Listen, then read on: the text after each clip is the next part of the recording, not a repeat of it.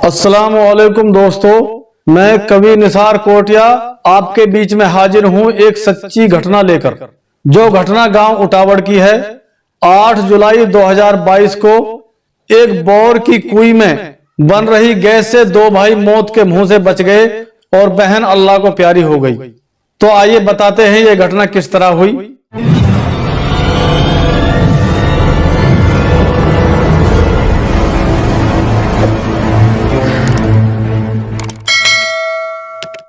यह हादसा 8 जुलाई 2022 का है।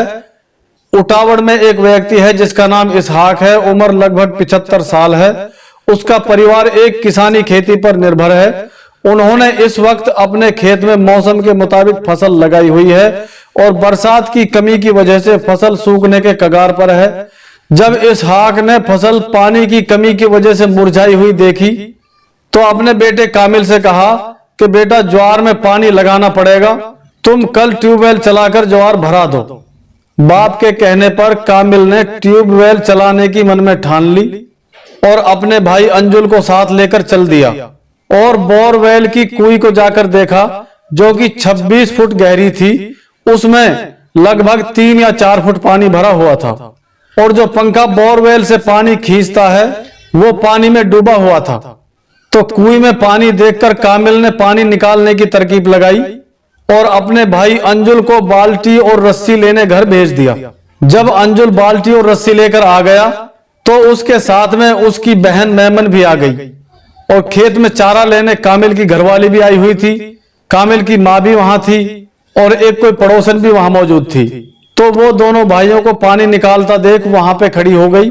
जब लगभग 15 या 20 मिनट में कुई का पानी उन्होंने बाहर निकाल दिया और थोड़ा सा पानी बाकी रह गया, जो पानी का पंखा है वो दिखाई देने लगा, तो उसमें बाल्टी बार बार अटक रही थी।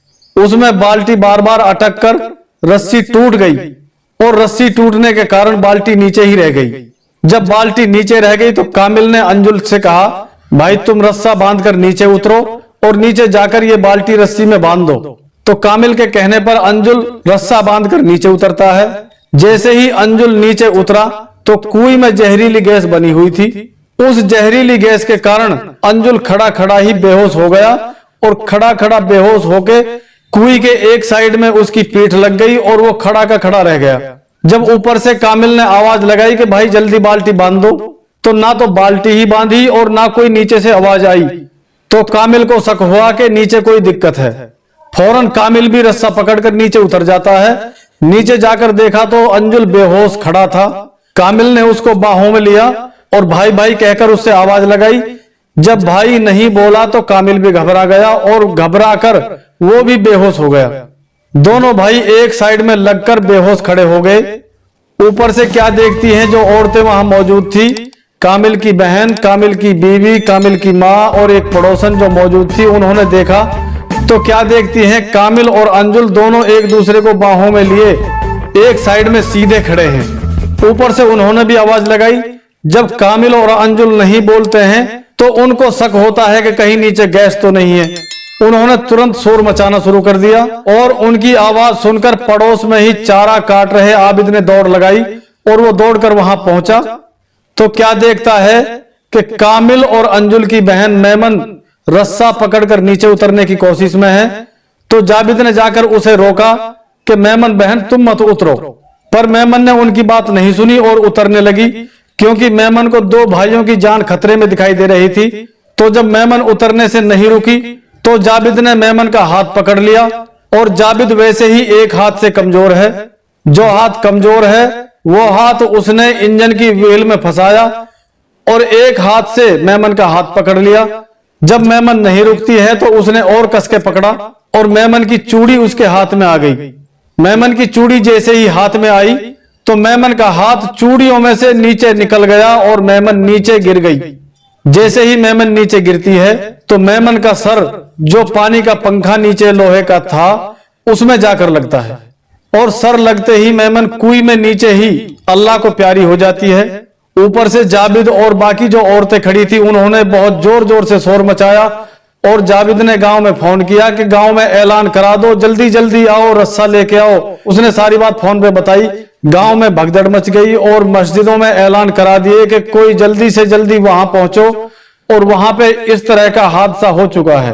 तो गांव के सैकड़ों आदमी वहां आ गए और वहीं पे उटावड़ चौक है। उटावड़ चौक पे एक मशीन जो जीप में फिट होती है, जिससे समर्सिबल वगैरह बोरिंग में डाली जाती है और निकाली जाती है, वो मशीन वहां पे तैयार खड़ी थी। जब ऐलान उन लोगों ने सुना तो 2 ही मिनट में वो लोग भी वहां पे मशीन लेके पहुंच गए और इधर उधर से वहां सैकड़ों लोग जमा हो गए। जब वहां सैकड़ों लोग जमा हो गए तो कुएं में गैस होने का अंदेशा सबको हो गया, तो कोई उतरने के लिए तैयार नहीं। तो फिर किसी ने कहा कि नीम की टहनियां तोड़ तोड़ कर कुएं में डाल दो, तो नीम की टहनियां तोड़कर कुएं में डाली गई। और किसी ने कहा कि सफेदी का कट्टा लेके आओ। वो सफेदी का कट्टा उटावड़ चौक से जल्दी लेके आए और सफेदी का पाउडर ऊपर से कुएं में डाल दिया। जैसे ही सफेदी वाला पाउडर कुएं में डाला, कुएं का पानी जो बचा हुआ पानी था वो इतना जबरदस्त खदकने लगा, उसने कामिल और अंजुल के जिस्म को जला दिया। और जो समर्सिबल डालने वाली मशीन आई थी वो एक क्रेन टाइप होती है, उसने अपना जो क्रेन टाइप रस्सा जो नीचे उतारा, उस रस्से में एक आदमी नीचे उतरा। उस रस्से के जरिए तीनों को बाहर निकाला गया। बाहर निकाल कर देखते हैं कि मेमन तो अल्लाह को प्यारी हो चुकी थी, मगर दोनों भाई जीवित थे। तो जल्दी जल्दी उन दोनों भाइयों को हॉस्पिटल पहुंचाया गया। एक भाई को शहीद हसन खां मेवाती नल्हड़ मेडिकल कॉलेज में पहुंचाया और दूसरे को हथीन तहसील के सामान्य हॉस्पिटल में भर्ती करा दिया। मगर जब वहां डॉक्टर ने उपचार किया और मरीज की कंडीशन देखी तो उन्होंने वहां से उसे पलवल के लिए रेफर कर दिया और पलवल वालों ने वहां से नल्हड़ शहीद हसन खां मेवाती मेडिकल कॉलेज के लिए रेफर कर दिया। दोनों भाई एक ही जगह पहुंच गए। तो जब डॉक्टरों को हालत बिगड़ती दिखाई दी तो उन्होंने भी वहां से रेफर कर दिया। तो वहां से उनको दिल्ली ले जाया गया और दिल्ली में वेंटिलेटर बेड खाली न होने की वजह से वहां भी भर्ती नहीं हो पाए। तो उन्होंने सोचा कि फरीदाबाद ले चलते हैं, मगर कुछ रिश्तेदारों ने उनके पास फोन किया। रिश्तेदारों को उन्होंने अपनी जो सिचुएशन थी वो सारी बताई। तो रिश्तेदारों ने कहा आप इनको फरीदाबाद लेकर मत जाओ, आप इनको अलवर लेकर जाओ सीधे। तो दिल्ली से उनको अलवर ले जाया गया। वो दोनों भाई अलवर के लिए रास्ते में जा रहे थे और घर पे बहन का जनाजा पड़ा था।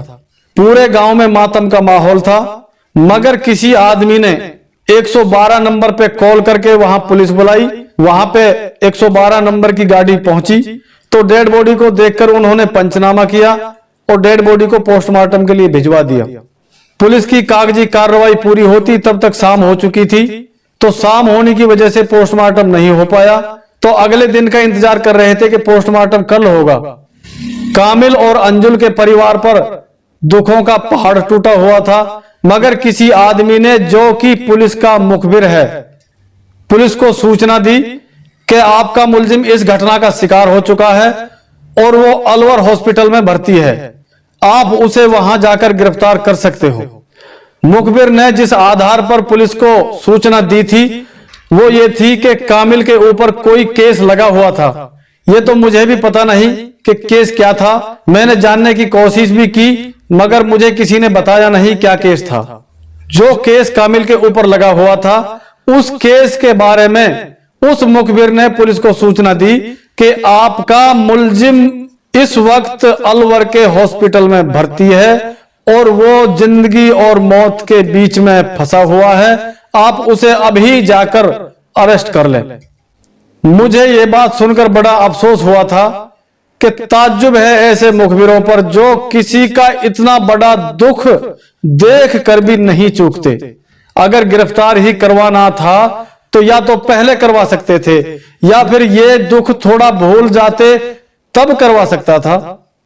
कितने अफसोस की बात है, एक इंसान होकर दूसरे इंसान का इतना भी दर्द नहीं समझ सकता कि इन पर क्या गुजर रही है। बहरहाल उस मुखबिर की सूचना पर पुलिस अलवर पहुंचती है और अलवर पहुंचकर हॉस्पिटल में कामिल को ढूंढने लगती है। मगर उसी दौरान कामिल के परिवार वालों को शक हो जाता है कि ये पुलिस कामिल को ढूंढ रही है। तो परिवार वालों ने अर्जेंट छुट्टी कराई और अर्जेंट छुट्टी ये कहकर कराई कि इसकी बहन इसी हादसे में मर चुकी है और उसकी मट्टी तैयार है, आप इसकी छुट्टी अभी करें ताकि ये अपनी बहन की मट्टी में शामिल हो सके।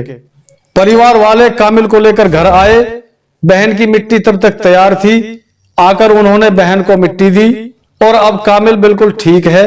कामिल का भाई अंजुल भी ठीक है, जिसकी उम्र लगभग 20 साल के आसपास है।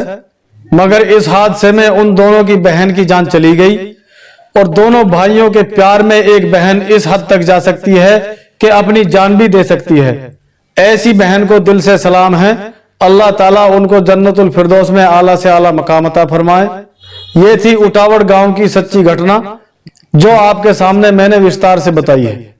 ये सोचने की बात है कि एक आदमी के ऊपर दुखों का पहाड़ टूटा हुआ है और उस मुखबिर को यह सूझ रहा था कि एक मुश्किल में फंसे हुए इंसान को उसके पुराने चलते हुए केस के बदले में आज पकड़वा दिया जाए। यह कितनी घटिया सोच है उस आदमी की। मानते हैं कि कामिल के ऊपर केस है, मगर मुखबिर को इस हादसे का मौका भी देखना चाहिए था कि इनके ऊपर दुखों का कितना बड़ा पहाड़ टूटा हुआ है और मैं इस दुख में इनके ऊपर और जुल्म ना करूं। तो ऐसे मुखबिर भाइयों से मैं कहना चाहूंगा कि किसी की अमीरी, गरीबी, दुख दर्द तो कम से कम देख लेना चाहिए कि क्या सिचुएशन फिलहाल है और तुम क्या करने जा रहे हो। मुखबिर के लिए तो इतना ही कहना चाहूंगा और अल्लाह ताला से दुआ करूंगा कि ऐसी बहन को जन्नतुल फिरदौस में आला से आला मुकाम अता फरमाए, जो अपने भाइयों के लिए अपनी भी जान की परवाह ना करे। और मैं जनता को संदेश देना चाहूंगा कि ऐसे हादसों से सावधान रहें। जहां कहीं भी कोई गहरा गड्ढा हो उसमें इस तरह निडर होकर नहीं उतरें। उसकी तसल्ली कर लेनी चाहिए कि इसमें गैस तो नहीं है। और गैस की तसल्ली करने के कुछ ऐसे ऐसे तरीके हैं। एक सबसे बेहतर तरीका गैस की जानकारी का यह भी है कि उसमें आग जलाकर नीचे डाली जाए। कुछ लोग तो बताते हैं कि जो वो गैस होती है वो उस आग से तुरंत जल जाती है और खत्म हो जाती है। और कुछ लोग कहते हैं अगर गैस नीचे है तो आग अपने आप बुझ जाती है। चाहे जो भी हो, मगर यह जान लेना जरूरी है कि कुएं में गैस है या नहीं है। गैस ना होने की पुष्टि करके ही नीचे उतरें ताकि ऐसे हादसों से बचा जा सके। उस मुखबिर के बारे में आप लोगों का क्या ख्याल है, कमेंट में जरूर बताएं। और ऐसे हादसों से खुद भी बचें, दूसरों को भी बचने की सलाह दें। और मृतका मेमन के परिवार वालों को अल्लाह ताला सब्र जमील अता फरमाए।